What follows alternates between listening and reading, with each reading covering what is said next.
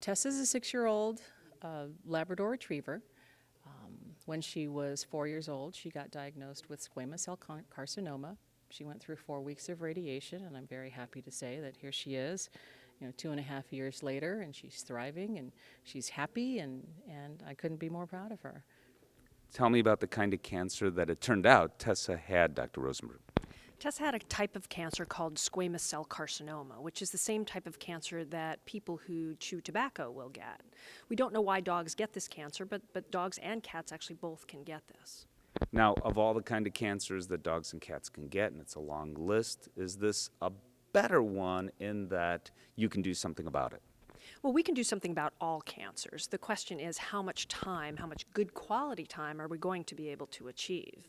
With this particular cancer, if it's caught early, often we can cure it either with surgery or with radiation.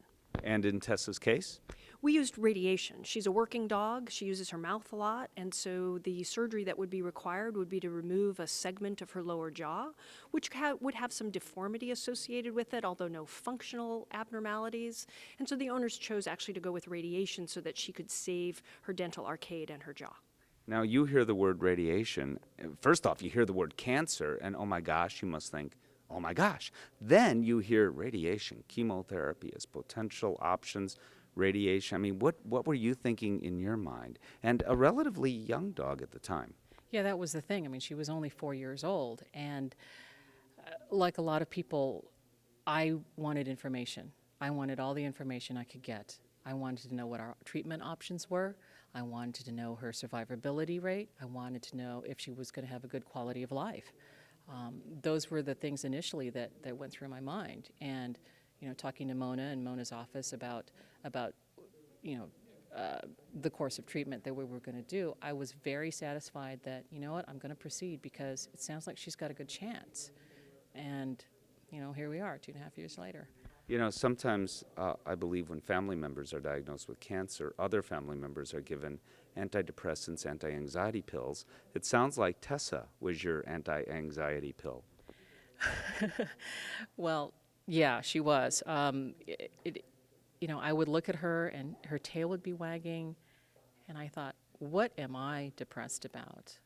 I don't have to go through radiation. All I have to do is drop her off. I get the sanitized version. I drop her off, I pick her up, I go home, I feed her, I pet her. What am I going through? I mean, she's the one who's got this disease.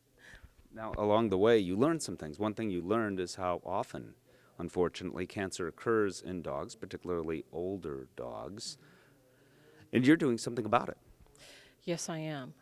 The ACVIM Foundation has a campaign called Chase Away Canine Cancer, and it was founded by one of our DockDoggers, a woman by the name of Sarah Reusser, who lost her dog, Chase, to cancer, a nasal cancer.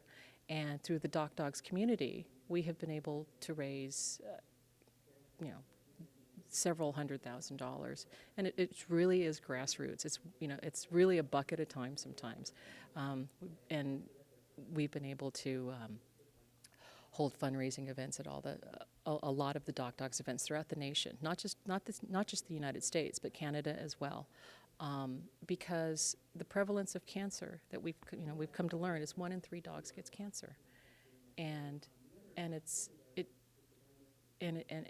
has come. It's never been more prevalent in dogs today for whatever reason. I don't know why, but in the dog jumping community, it just seems like we're losing a dog every month, every couple months, and so we all have this understanding that something needs to be done because we can't see our dogs go like this without a fight. What have you learned about specialty veterinary medicine? I really didn't know anything like that existed before my first dog was diagnosed. I had no idea. I've come to find out that there are specialists in everything. There's oncologists, there's dermatologists, there's surgeons, there's, experts in the field. And thank God for that,